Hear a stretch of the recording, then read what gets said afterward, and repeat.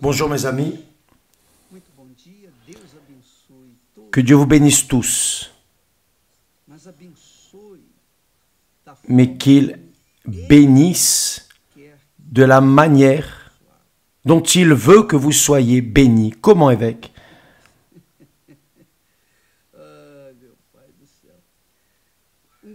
Un père, toute mère veut le meilleur pour ses enfants. Donc, il leur donne ce dont ils ont besoin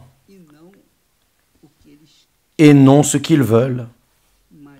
Imaginez si votre enfant demande « Donne-moi de l'argent, je veux acheter des bonbons, du chocolat » et vous lui donnez 1000 reais par exemple. L'enfant va au magasin et achète plein de bonbons et de chocolat, après mange, il va avoir mal au ventre, il faudra aller chez le médecin. Donc, Dieu sait ce qui est meilleur pour nous. Et à cause de cela, il nous donne le meilleur, mais le meilleur pour lui et pour nous, qui inconsciemment ne savons pas. Nous n'avons pas conscience de ce qui est le meilleur. Mais Dieu connaît le futur, il connaît le passé, le présent, le futur. Donc il nous donne le meilleur, que cette bénédiction arrive dans votre vie.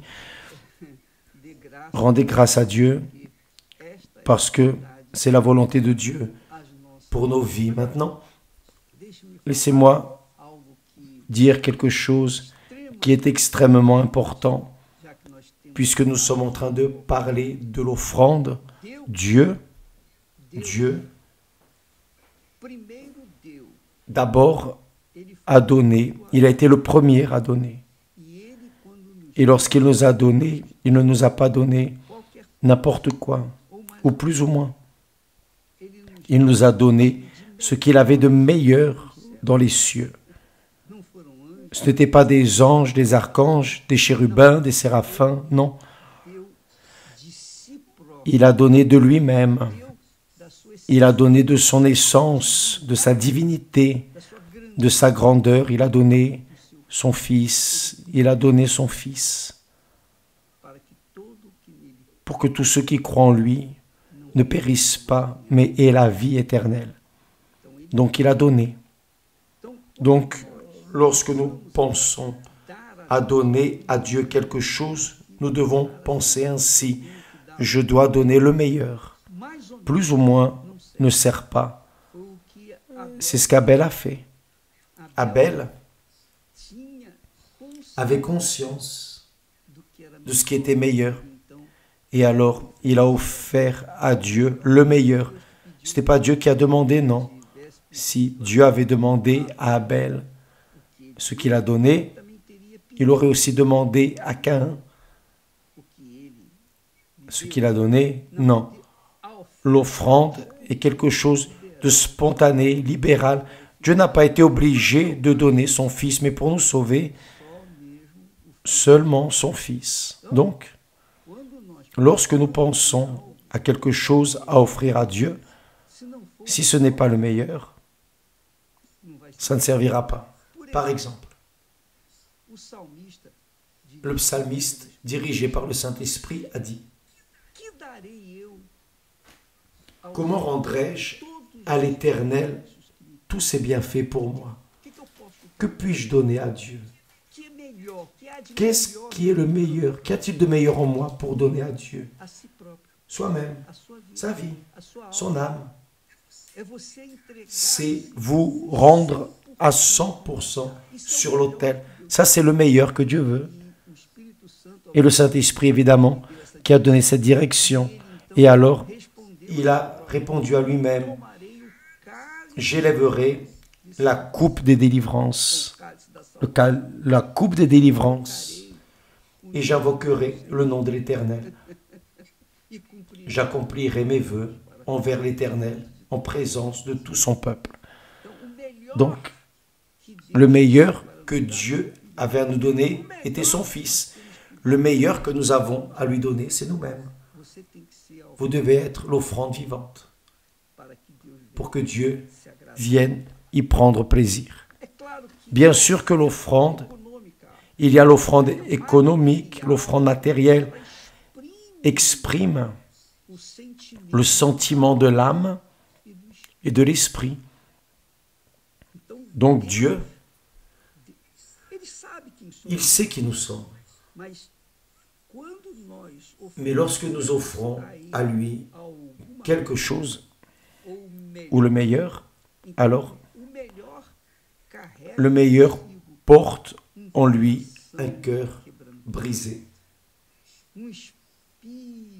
un esprit complètement livré, rendu, humble. Donc c'est ce qui plaît à Dieu. Donc dans l'offrande, nous montrons cela. Vous vous rappelez, lorsque nous disions, nous parlons toujours de l'offrande de sacrifice. L'offrande de sacrifice, c'est justement cela.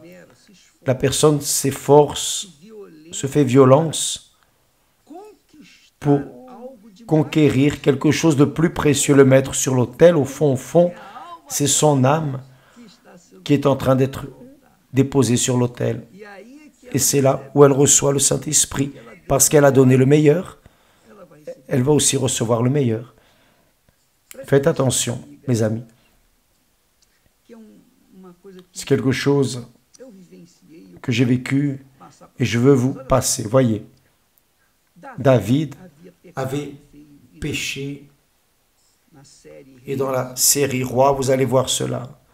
Vous allez noter cela. David, malgré le fait d'avoir un cœur selon le cœur de Dieu, s'est dévié de ce cœur.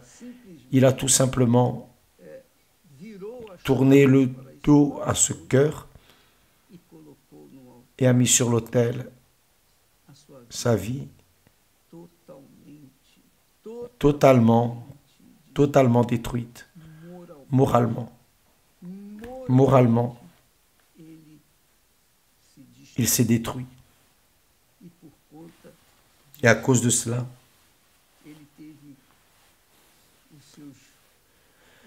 il a eu ses dernières années de vie. Tout le reste des années de sa vie ont été de souffrance, de douleur. Vous allez voir cela dans la série Roi.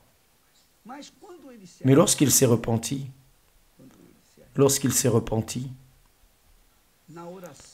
dans la prière qu'il a faite, le psaume 51, cela vaut la peine de lire le psaume comme il faut, mot à mot, verset par verset. Observez bien les ponctuations pour pouvoir tirer l'esprit de ce que veut dire une offrande qui plaît à Dieu. Parce qu'il a trouvé la repentance, il a été sauvé, évidemment. Il a été pardonné. Même ainsi, il a moissonné les fruits de ses erreurs jusqu'à la mort. Que peut-on faire? C'est lui qui a semé, il a moissonné. Ce que nous donnons, c'est ce que nous allons moissonner, c'est l'offrande. Vous plantez ce qui est mauvais, vous moissonnez ce qui est mauvais. Vous plantez ce qui est bon, vous moissonnez ce qui est bon. C'est une question de logique. C'est une loi de la vie.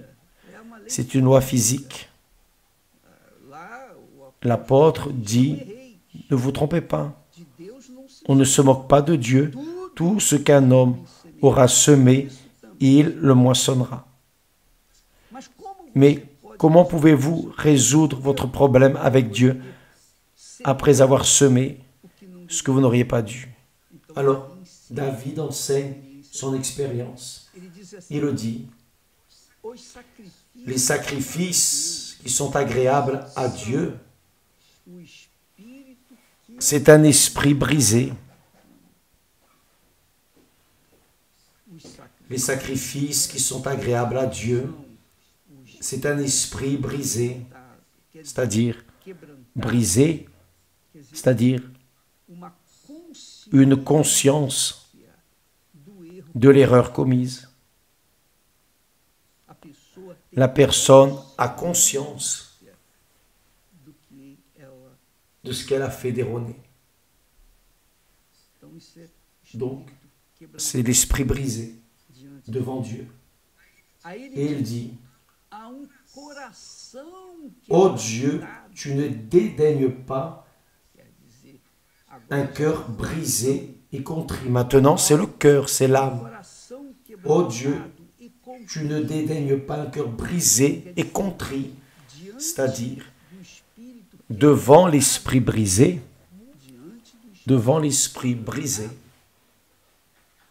alors l'âme s'abat, l'âme reste triste, s'attriste, et une tristesse profonde.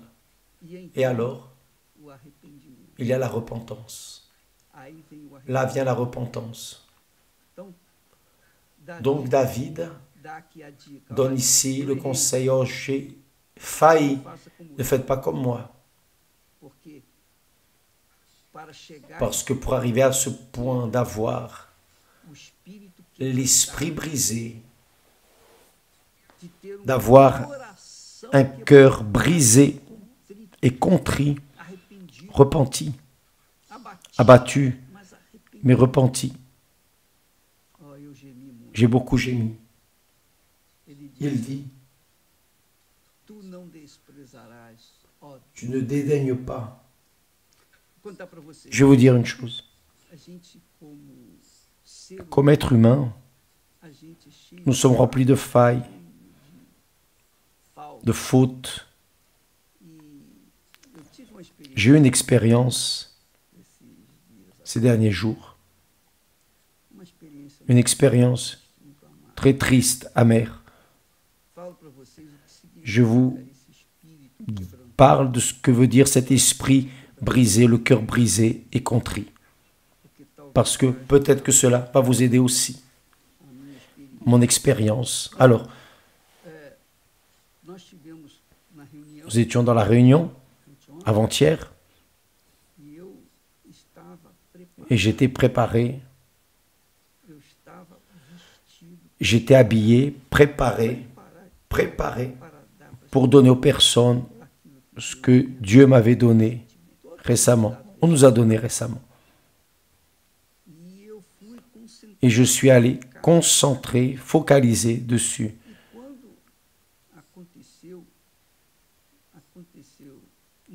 Et il y a eu un imprévu.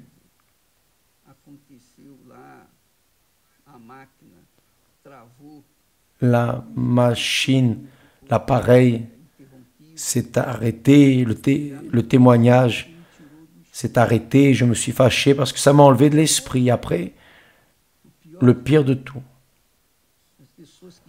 les personnes qui arrivent en retard, elles arrivent en retard dans la réunion, c'est-à-dire ce qui montre un total manque de compromis, d'engagement avec Dieu, parce que si on avait marqué une interview à l'immigration pour que la personne reçoive le green card, la personne arriverait tôt, le jour d'avant. Mais c'est dans la maison de Dieu. Ah, Dieu est grand, Dieu pardonne. La personne arrive quand elle veut.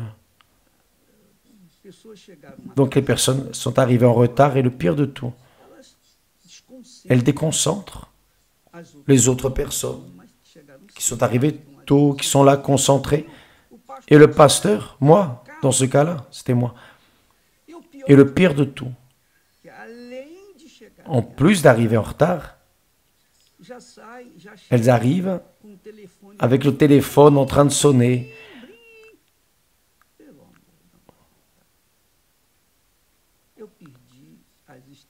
J'ai perdu patience. Je suis resté très excessivement irrité, fâché. Si j'avais pu prendre ce téléphone de la main de la personne, le lancer par terre, l'écraser, le casser, je l'aurais fait. Tellement j'étais en colère. Mais comment, évêque? Comment est-ce qu'un serviteur de Dieu se comporte ainsi? Comment se mettre en colère de cette manière au milieu de tout le monde? Eh oui, je me suis trompé, j'ai failli. Encore heureux que là, il est écrit, mettez-vous en colère, mais ne péchez pas. Dieu est grand, n'est-ce pas? Il donne toujours une opportunité de se délivrer. Bien. Mais là, je suis resté en colère. Pourquoi? Parce que ce que j'avais à donner aux personnes et ce que les personnes attendaient de recevoir, ce que Dieu m'avait donné, cela a enlevé de l'esprit tout le monde. Cela a interrompu cette concentration. Parce que vous ne savez pas, vous qui allez à l'église, vous ne savez pas. Moi, au moins, je sais, mes collègues, les pasteurs et les autres églises, j'ai parlé pour moi. Mon témoignage personnel, je vais vers l'autel, concentré, focalisé. S'il se passe quelque chose en dehors du normal, ça va me déstructurer parce que je suis dans la concentration. C'est quoi cette concentration? Je dois savoir les bonnes paroles pour les bonnes personnes. Je suis là pour sauver des âmes pour l'éternité.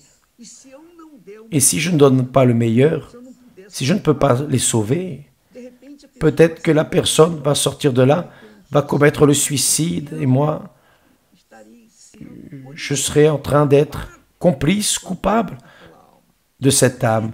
Donc, c'est le compromis que j'ai envers le peuple, envers le travail, le service glorieux que Dieu m'a donné à faire. Qu'est-ce que j'aime le plus de faire dans cette vie? J'aime faire ce que je fais, j'aime. Donc, j'ai besoin de concentration, de silence, de respect. J'ai besoin d'attention. Je ne peux pas être interrompu à cause d'un téléphone. Je ne peux pas être interrompu par des personnes qui arrivent en retard, comme si elles arrivaient à une fête. Non. Donc, il y a des personnes, et je dis cela, s'il vous plaît, si vous venez dans ma réunion, s'il vous plaît, arrivez tôt. Si vous n'arrivez pas tôt, vous allez gêner les personnes qui sont déjà là en train d'attendre. Et si vous arrivez en retard, arrivez comme si vous n'arriviez pas, pour que personne ne remarque, que personne ne vous remarque. Arrivez pas en train de répondre au téléphone. Ah, s'il vous plaît, c'est un manque de respect, c'est un manque de considération, c'est le genre d'offrande que Caïn a offert, n'importe quoi. Donc il vaut mieux même pas venir à l'église, parce pour venir ainsi, pour venir sans compromis, avec qui vous allez adorer, servir, il vaut mieux ne pas venir. Et si vous venez, parce que c'est l'évêque Macedo qui va prier pour vous, s'il vous plaît, ne venez même pas. Ne venez pas, non.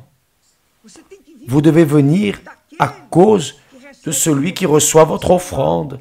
Parce que s'il n'y a pas d'autel, il n'y a pas d'offrande. L'offrande ne vaut rien. L'offrande ne vaut que s'il y a un autel. Donc vous allez vers l'autel, vous devez aller avec respect, révérence, avec crainte. Vous allez à l'église, vous devez y aller avec respect, révérence, crainte et tremblement. Parce que vous n'allez pas à la maison de n'importe qui. Vous allez dans la maison de Dieu. Vous n'allez pas au shopping. Vous n'allez pas au cinéma, au théâtre, une fête, à la maison des amis. Non, vous allez dans la maison du Dieu très haut. Donc, vous devez au minimum avoir cette considération, ce respect et révérence et crainte envers la maison de Dieu, l'autel du Très-Haut. Donc, mes amis, ça a été ma faute. Je demande même pardon aux personnes qui étaient là. Les pauvres, elles ont été lésées parce que ce que nous avions à donner de meilleur est resté, disons, avec des défauts. Seul le Saint-Esprit pour réparer cela dans la vie des personnes. Mais j'ai failli. Et cela m'a dérangé. Après, quand nous sommes sortis, nous avons laissé la réunion, j'ai senti la conscience faisait mal. Elle faisait mal. J'avais commis une grave erreur. Parce que je suis humain. Mais cela n'aurait pas dû arriver. Je ne me justifie pas parce que j'ai failli. Je n'aurais pas dû m'être comporté. Mais j'étais tellement concentré, focalisé, qu'une chose n'a pas marché, c'est fini. Enlever les vertus de ce que j'étais prêt à donner aux personnes. Donc, lorsque nous avons l'esprit brisé, c'est-à-dire notre conscience de l'erreur commise, alors vient cette voix du Saint-Esprit. Ce n'est pas pour faire ça. Tu ne dois pas faire ça. Enfin, viennent les sentiments. Là vient le sentiment du cœur, sentiment de culpabilité, c'est cela. L'âme reste abattue. Il y a une tristesse profonde. Je suis resté comme ça depuis que je suis sorti de la réunion. Et la repentance. Je ne vais plus faire ça. Je ne vais plus faire cela. Au nom de Jésus, ça ne va plus arriver. Mais c'est ce que le Saint-Esprit nous enseigne à nous tous. Les sacrifices, c'est-à-dire les offrandes sacrificielles, les prémices, les offrandes sacrificielles, c'est un esprit brisé. Ce n'est pas ainsi. Si nous n'avons pas la conscience propre, brisée, rendue, lavée, l'âme lavée, l'offrande servira à quoi? L'offrande sera de l'argent, une chose matérielle. Et Dieu est esprit. Comment va-t-il recevoir une chose matérielle? Comment va-t-il se satisfaire de quelque chose matériel? Lorsque nous mettons les offrandes sur l'autel, bien qu'elles soient physiques, mais elles représentent, typifient l'essence de notre foi, de notre amour envers notre Seigneur. C'est ce que veut dire l'offrande. Et si la personne n'a pas un esprit contrit, c'est ce qu'il dit là. Oh Dieu, tu ne dédaignes pas un cœur brisé, contrit. Contrit veut dire repenti. Dieu ne le dédaigne pas. Notre vie doit être ainsi. Cette recette ici, spécialement lorsque nous allons dans la maison de Dieu, spécialement. Parce que ce n'est pas la maison de n'importe qui, d'un parent, des enfants. C'est la maison de Dieu. Donc, j'ai vu la chose suivante, qu'il y a beaucoup de personnes dans les églises. Je peux parler de cela aussi, parce que dans tous nos voyages missionnaires, nous voyons des personnes dans le monde entier, Europe, Amérique du Sud, Amérique centrale, les Amériques, l'Afrique. Où que nous allions, j'observe des personnes qui sont avec nous depuis des années. Parce qu'on voyage, on est toujours en train de voyager. Donc on voit, et nous voyons, nous avons vu qu'il y a des personnes transformées, heureuses, juste dans le visage, la manière de venir sur l'autel, mettre l'offrande, les prémices. On voit, on a la sensibilité, le discernement pour voir la physionomie chrétienne, sentir le parfum de notre Seigneur Jésus-Christ. Cependant, ce n'était pas la plupart. Ce n'était pas la plupart. Il y a des personnes qui sont à l'église depuis des années, mais c'est la même physionomie de Caïn. Cette physionomie, comme le poisson mort, oui. Cette physionomie, elle donne des offrandes, participe à la réunion, parfois arrive même tôt à l'église, mais n'ont pas changé. Pourquoi n'ont-elles pas changé? Parce que le physique, elles savent le faire. Le problème, c'est le spirituel. En elles,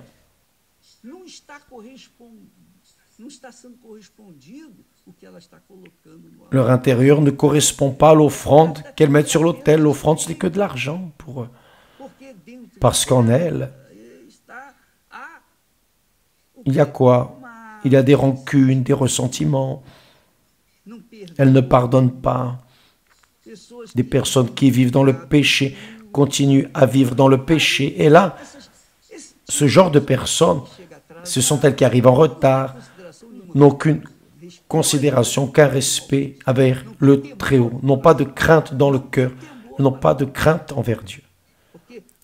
Parce que lorsque nous allons à l'église, si vous n'y allez pas avec crainte et tremblement, révérence, il vaut mieux même pas y aller. C'est vrai. Bien sûr que les personnes qui n'ont rien à voir avec Dieu, elles viennent chercher la délivrance, viennent chercher une solution. On respecte l'état spirituel, mais quand on parle de personnes qui sont, disons, vieilles dans la foi, sont ces vieilles casseroles qui sont là. Même chose. Elles ne changent jamais. Pourquoi? Parce qu'elles n'ont pas de crainte envers Dieu. Leurs offrandes n'ont pas été acceptées devant Dieu. Il n'y a pas un esprit brisé. Oh mon Dieu, j'ai failli. Pardonne-moi. Je suis venu. S'il te plaît, au nom du Seigneur Jésus, aide-moi. Aie compassion de moi. Il n'y a pas cet esprit. L'âme est là, comprenez? Remplie de ressentiments, mais elles font des offrandes. Quand Jésus était là, en train de voir les offrandes qui étaient en train d'être mises dans le temple, il observait que les hommes riches mettaient de grandes sommes d'argent, d'or, des bijoux. Mais seule une offertante a été honorée. C'est la pauvre veuve qui n'avait que 2 petites pièces insignifiantes. Mais c'était le meilleur qu'elle avait. Et Jésus a dit, elle a donné plus que tous. Donc, mes amis, je ne suis pas là pour critiquer qui que ce soit, pointer du doigt, parce que si je pointe un doigt vers vous, il y en a 4 pointés vers moi. Donc, nous essayons de vous aider à être de Dieu vraiment et être une offrande comme Abel. Ça ne dépend que de vous, ça dépend de votre tête. Par exemple, dans mon cas, je ne vais plus faire ça. Au moins, je vais m'efforcer et que Dieu ait miséricorde de moi, me garde pour ne pas tomber dans la tentation, encore une fois, parce que je sais qu'il y a des personnes qui vont venir avec le même esprit pour essayer de détourner les choses, compliquer mon côté. Mais au nom de Jésus, on ne va plus faire ça. Mes amis, les sacrifices pour Dieu, c'est un esprit brisé. Esprit brisé. C'est une conscience. Mon Dieu, je sais que j'ai failli, mais je ne veux plus. Et un cœur brisé, contrit, pas seulement brisé, mais aussi contrit, c'est-à-dire un cœur abattu, accusé par le manque, mais aussi repenti. Lorsque nous présentons cela devant Dieu, il ne méprise pas nos prières, nos offrandes, nos louanges, notre adoration, nos cantiques, enfin, tout ce que nous lui offrons comme offrande pour notre Seigneur et Sauveur Jésus-Christ. Que Dieu vous bénisse au nom du Seigneur Jésus. Soyez conscients lorsque vous viendrez à l'église. Soyez conscients. Je sais qu'il y a des personnes qui sortent du travail, ne peuvent pas arriver à l'heure. Par exemple, demain, mercredi, 20 h. Je sais qu'il y a des personnes qui arrivent en retard à cause de la pluie, de la circulation, quoi que ce soit. Mais si vous venez, entrez sur la pointe des pieds, comme si personne ne vous avait remarqué. C'est ainsi que vous devez entrer. Pour qu'alors, vous puissiez considérer que ce que vous allez faire ici sera accepté par notre Seigneur Jésus-Christ. Amen. Que Dieu vous bénisse tous et à demain au nom du Seigneur Jésus.